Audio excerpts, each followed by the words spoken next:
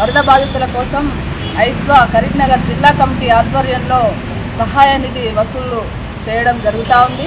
మరి కేరళ ప్రభుత్వం దాదాపు వాయునాడు వరద బాధితుల కోసం వాళ్ళని ఆదుకోవడం కోసం రకరకాల ప్రయత్నాలు చేస్తున్నది.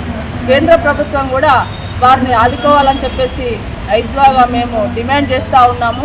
రకరకాల సమస్యలతో వాళ్ళు సతమతం అవుతూ ఉన్నారు.